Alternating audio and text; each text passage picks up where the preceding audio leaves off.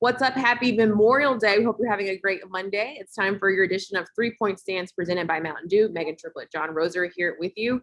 And John Roser, we got a lot to talk about, so let's do it really quickly. The Memphis Grizzlies, Game 4 is tonight here at FedEx Forum. But when you look at that loss in Game 3 here at FedEx Forum, what do you take from Game 3 that you need to change going into Game 4? Well, look, I mean, it really was the first quarter, kind of really what did them in there. The first and parts of the second quarter is really what did them in. There's just the lack of energy on defense. And then the other thing, too, is like Utah missed some shots, not a lot, but they missed some. And the Grizzlies didn't get the rebound. The Jazz were just out hustling the Grizzlies to the ball. And the Jazz were getting offensive rebounds. And, and my friends are texting me, and they're like, when did Royce O'Neal turn into Reggie Miller or, Ray Allen? And I'm like, well, he's not exactly those guys at all, but like a ton of guys in this league, like if you're just going to leave them wide open and let them just walk right into open threes with nobody within 6 to 7 feet of them, like a lot of these guys are going to make shots, they're professional basketball players. And in a day and age where most guys can really shoot the ball from the outside. So they have to, they've got to be better there. You have to do your best to limit Utah to one shot. You have to. I mean, you absolutely have. You cannot let them get the offensive rebounds. You cannot let them have extra possessions because they are devastating offensively. And yes, I know Dylan Brooks and John Morant both said Rudy Gobert sets moving screens. Yes, he does. Like the best players in the world, the best big men in the world, like Kevin Garnett and Tim Duncan were notorious for setting moving screens all the time. They know how to get away with it. But I'm interested to see Game 4 tonight. Dylan and John have planted that seed already. I'm interested to see if Rudy Gobert gets called for a moving screen early in this one. I know that was a conversation after practice about like you're not going to get those calls all the time. This is the playoffs. Everyone's playing very, very physical, and that's what the Grizzlies have to do. Dylan Brooks said they have to play with desperation, and you got to play with it for the whole 48 minutes. You also got to be smart with that desperation and that energy and that intensity, because when it comes down to it, you don't want to see, you talk about not getting the offensive rebounds and the defensive rebounds as well, but you also don't want to see this team get to the free throw line. And especially at the amount of time that they did get to the free throw line, that was a huge, huge factor. And that was really the difference. We didn't get to the free throw line as much as them. And they have so many shooters. They're knocking down free throws, they're knocking down threes. You got to be very, very smart with those high screens and then just play Grizzlies type of basketball. Let your defense feel the offense. But you're right. It starts in the first quarter. I think in Game 4, all of our eyes are going to be on what happens in that first quarter, because you don't want to be coming back from this game. Like, let's get a great, great start and have that energy. And the fans brought it. And they said that during their time, it was the fans that fueled the Grizzlies to kind of get back into this game. They took that lead in the fourth quarter. It was so electric, and I know the fans are going to bring it just as much for tonight, and they know what's at stake. It's not a Game 7 tonight. It's a Game 4. They're down 2-1, but there's still a lot at stake because you definitely don't want to have to travel to Utah being down 3-1, taking on the number 1 team in the league. And, tonight, this game really, really does matter, and all the eyes are going to be on the Grizzlies, and they have a lot to prove, and they can do it. Two things. Okay. One, they've got to get JV the ball.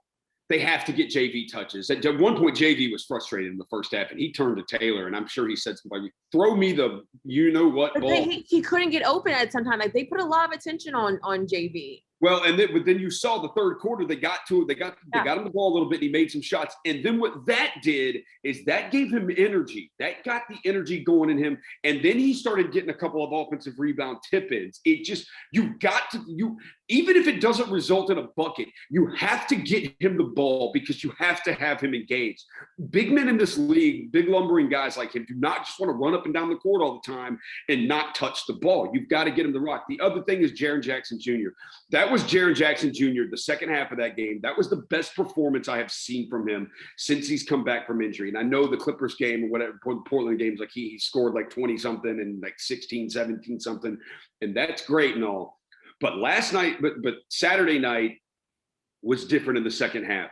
He fought because his offense has not been there. And he's been letting that get him down, and he mopes and he drags his head. And he did not do that. And he had been getting outworked by Rudy Gobert, by Derek Favors for offensive rebounds. He turned and put a body on him, but then he wouldn't fight as hard for the rebound, and those guys would be able to reach around and tip the ball back out to their own guys. He fought in the second half of Saturday night. He fought.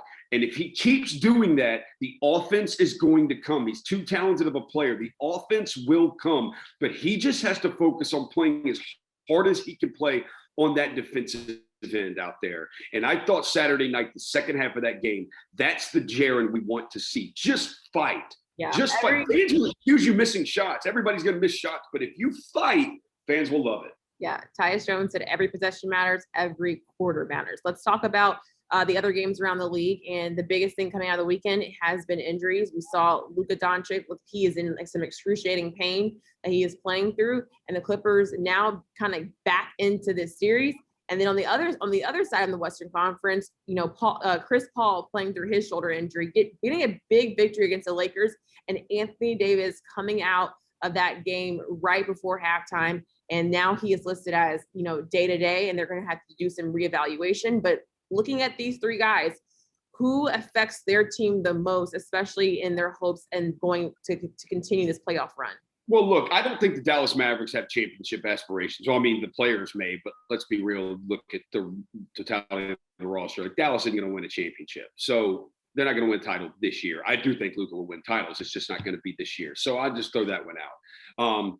The Chris Paul injury is obviously it's massive. I think the Suns would probably be up 3-1 right now if Chris Paul had never suffered an injury. I don't care if Anthony Davis had been hurt or not. I think the Suns would be up 3-1 in that series if Chris Paul was 100% healthy.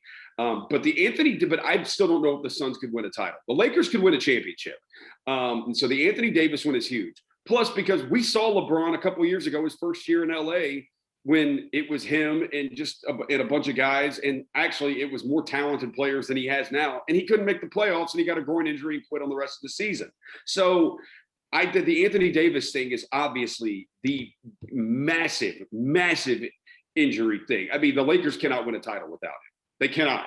They will not win a title without him. Yeah, I'm here for it. I agree with you. I think with Luka being out, I think for Dallas, they're going to have a lot of problems. Clippers can use this and use that dynamic duo between Kawhi and Paul George. We saw it on Sunday. Well, how awesome was Kawhi last night? This is their moment. If they keep this up, especially if Luka is hurt, I think Luka affects his team more. Luka's injury affects his team more than anyone. Oh, he runs Anthony everything. Davis is very next. Anthony Davis. Yeah. No, I get that because Luka, he's everything on that team. I know he can be a point guard or a forward, but let's be real. Luka's the point guard on that team. Yeah. He runs the show. We just saw Chris Paul wasn't supposed to play. Monty didn't want to play Chris Paul on Sunday. Chris Paul said he talked to Monty, said, "Give me a few minutes, I can play." I think his response was he said, "Oh hell no." Right, he is playing. He said to Monty Williams, "I'm playing." Chris Paul, I think he can play through this injury. I don't know how long it'll take him, but I think in the series, the Suns still have a clear shot of beating Lakers without Anthony Davis. And our last topics, we only have 2 minutes to do it. More fan stuff. I wish we could talk about the Nets and the Celtics game and how the Nets looked dominated offensively. They looked really good. Jason Tatum can't do it all, especially because he's not going to have Kemba Walker playing. But at the end of the game, what we're talking about is the fan that threw the water bottle at Kyrie Irving, and he has now been arrested. He will not be. TD Garden has said that he indefinitely, forever, is not allowed back in the arena. What's your stance on seeing all this play out? Another fan moment.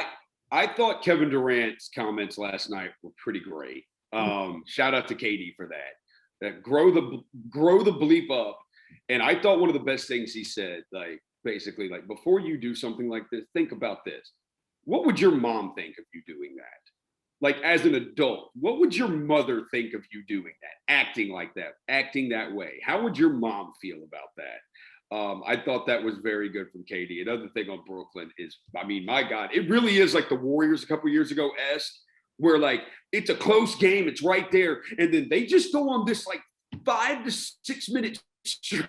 And it's you look up and it's wait, we're down 25 now? What just happened? And but anyways, no, just people act like human beings, act and treat each other right. It's so simple, right? It's so simple. It's not that hard. And now for that 21-year-old, that's on your record. You've been arrested. Be smart. The Nets are going to use this to fuel them even more.